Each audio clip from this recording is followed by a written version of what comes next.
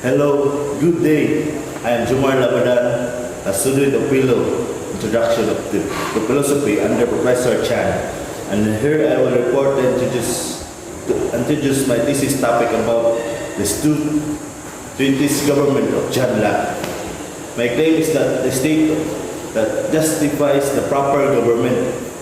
In this paper of John Locke's 2 treatises of government articulates unconditional argument regarding the justification of a proper government.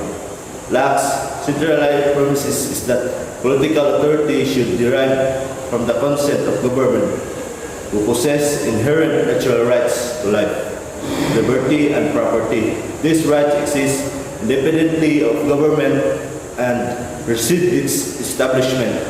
This research paper will distinguish between the states of nature characterized by individual rights but also security and civil society, which is formed through a social contract to create a government that ensures the protection of these rights. I argue that government accept the limits of government power if they imagine the state of nature and they think of what social life can offer. This paper claims that government rooted in consent and the protection of individual rights, laying intellectual groundwork for the principle of democracy and limited government that continue to shape political discourse and institution today. My main point is that first, the state of nature is envisioned the state of human life without the influence of political power or societal practices.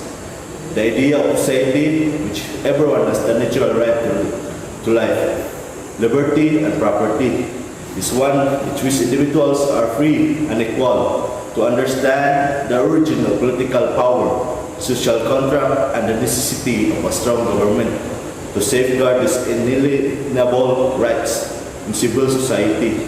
Locke knows of the idea of natural rights. Second, people accept that they are natural, free, and equal, and the government must equally preserve the liberty of its subject. Locke argued that when individuals band together to create a government through a social compact, they do is in the belief that the government will protect and uphold these rights. In essence, people will only voluntarily consent to a government rule if that government is primarily responsible for defending their individual liberty. Lastly, when social custom or governmental authority are absent from human life, it is said to be a state of nature. People are regarded as natural, free, and equal in the state, and they also have some inherent rights. When people band together to form a civil society, Locke utilizes this idea as a springboard to investigate the origin of political authority, the social contract, and the function of the government in defending individual rights. And for my objection, first, in the case of conflicts between personal privacy and freedom of expression that are common in modern cultures, can't be resolved by simply revising our beliefs about privacy and its protection. They are often prey of unmoral conundrums involved in decision and censorship, data privacy laws, and surveillance techniques, the importance of privacy to freedom of expression. On the other hand, the nurturing of this beautiful concept begins with the democratic education. Democratic education enables people take an active role in matter relating to privacy and expression by teaching them about their obligation in a democratic society. This can involve voting, participating in policy debates, and taking part in advocacy. However, involving disrespect to one's fellow citizen as an autonomous agent, the capacity of a person to behave in accordance with their own free choice and reasonable judgment is referred to as autonomy. Respecting one's fellow citizen as autonomous agents entails appreciating and recognizing the right to make decisions for themselves. It entails respecting their freedom to self-determination and refraining from forcing one's own opinions and reference on them. The answer of the first objection, It is stated it contends that the persistent conflicts between personal privacy and freedom of an expression cannot be satisfactorily resolved through a mere version of a beliefs. It is right explains that the presence of intricate trade-offs and moral quandaries inherent in issues such as censorship, data privacy, and surveillance. Moreover, it emphasized that the indispensable relationship between privacy and freedom of expression, highlighting the effective of privacy regulation, have the potential to jeopardize democratic governance by restricting the free flow of information through press.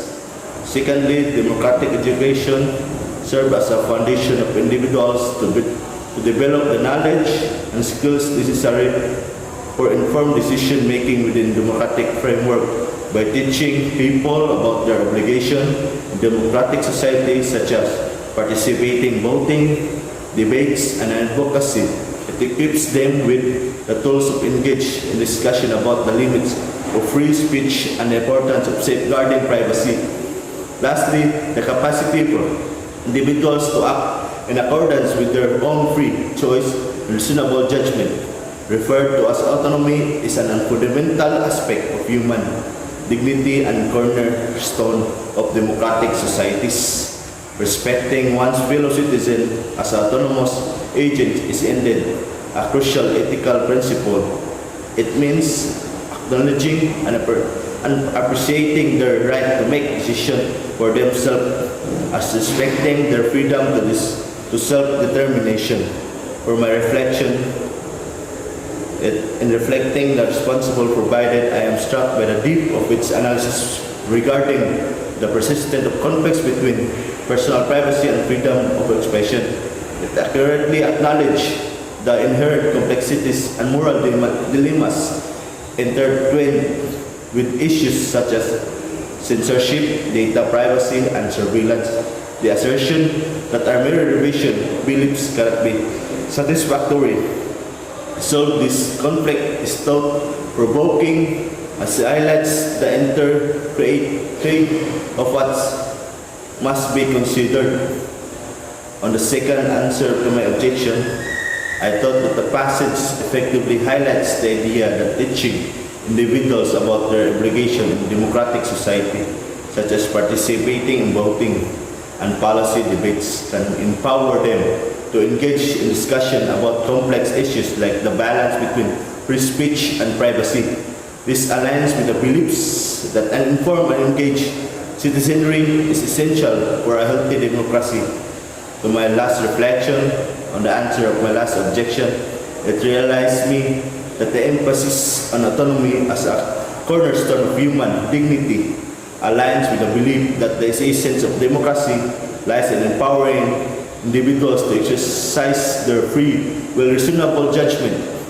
The idea of respecting citizen autonomy is both an ethical principle and a vital virtue in democratic societies. It ensures that the individuals can freely express their opinions, participate in the political activities, and make decisions that impact their lives without undue external influence.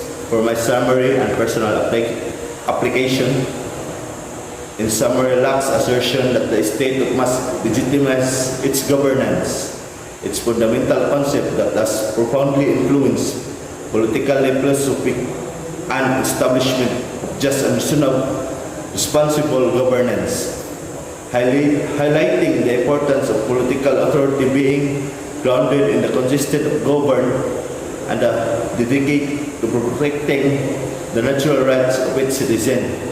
A principle that remains relevant in contemporary political discourse worldwide.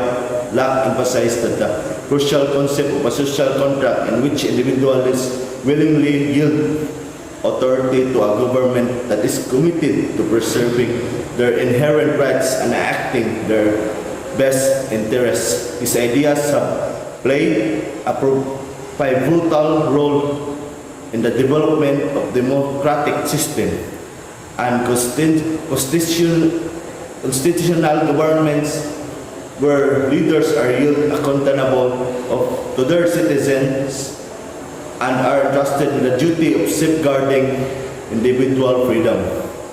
My first personal reflection, I find myself resonating with the idea that a mere revision of our beliefs may not be sufficient of resolving this enduring conflict, and it's indeed thought-provoking to consider the intricate trades-off that must be carefully weighed. The notion, the privacy, and the freedom of expression are not mutually exclusive but deeply interconnected.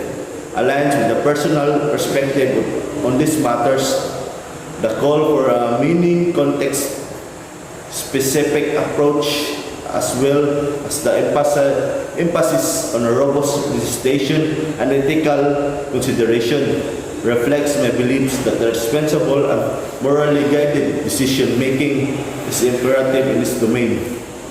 Secondly, this aspect of democratic education is indispensable in promoting respectful and constructive discourse, which plays a pivotal role in resolving disputes on these continuous issues. It equips individuals with the tools to make informed decisions and engage in thoughtful conversations concerning complex subjects like privacy and freedom of expression, ultimately contributing to the responsible and equitable resolution of these conflicts within modern societies. I wholeheartedly found the belief in fundamental role of education in shaping responsible and engaged citizens. Lastly, I have come to recognize the profound significance of individual autonomy as a cornerstone of human dignity, and it strongly resonates with my beliefs that the essence of democracy lies in empowering the individuals to exercise their free will and rational judgment. The concept of upholding citizens' autonomy not only as an ethical principle but also as a fundamental virtue in democratic societies deeply aligns with the values. It reinforces the idea that individuals should have the freedom to express their opinions, actively engage in political process, and make decisions that affect their lives without undue external influence. That's all. Thank you. I would like to express my gratitude to Mr. Labadan for having this opportunity to critique his research paper, which is The Justified Ethical Proper Government by John Locke. John Locke argued that the government should acknowledge the people's envisioned state of nature in our society. This means that individuals would act on their natural desires and have the freedom to control things through their action and order in our society. These ideas should be implemented by the government rules as they stand in society. People could possibly accept that they have freedom and equality when facing our society. The government's responsibility is to allow people to have their freedom of choices that are necessary for them to contribute to society. Individuals could accept these rules from the government because they could demonstrate their commitment to helping the less fortunate in their community. The government's obligation must preserve liberty in their lives. The main points that indicate a strong statement are as follows. First, justice in government and society will lead to a fair and proper society. Justice is vital in ensuring the well-being of all individuals in a community. They have rights and deserve to receive fair treatment and be respected by those around them in various aspects. The second point is that one of the core principles of this moral code is to respect other people's natural rights. In a state of nature, it is crucial to demonstrate an understanding of the rights of every individual, such as the pursuit of liberty and freedom. The third point is that individuals support stability and security by adhering to government in power and its laws. Emphasizing the importance of the government's rule, we must not neglect them. Upholding principles of justice and human rights is crucial. And then the main points that indicate weak statement are as follows. The idea of a society in which everyone has the natural right to life, liberty, and property is one in which individuals are free and equal. People will only voluntarily consent to a government's rule if that government is primarily responsible for defending their individual liberty. People are regarded as naturally free and equal in the state, and they also have some inherent rights. These points provide a negative assessment based on what I have read. Our society, under the government, does not always prioritize the individual's natural life and freedom. The government has the power to provide rights and liberty for the people. They have planned that individuals cannot reject, especially when they are mandatory, and everyone must participate and cooperate. Secondly, the voluntary consent to them might not always happen because of the government's power and the factors of justice and liberty. The government might face challenges in balancing individual liberties. Third, these agreements might arise over the nature, leading to misinterpretation of cultural aspects. Things would be questionable and find it challenging in a social status if individuals always have equal and inherent rights. Lastly, I would like to express my gratitude for this opportunity to critique your paper, especially concerning governance and its function regarding the rights and liberty society. I have found something interesting that has enabled me to gain lessons in enhancing my ability to understand the context of proper upholding of rights. Therefore, my wish and hope are that you should explore more the context of promoting and balancing liberties in our society, and how they are controlled and processed in achieving justice and the freedom of people. Show agreements, treat other individuals, and their solution for resolving the problems that society faces. Thank you. Thank you for that, Ryan, and I appreciate your critique. May I enhance my papers to do my best, because this is my first time to write this paper. Thank you for your critique, and that's all. Thank you.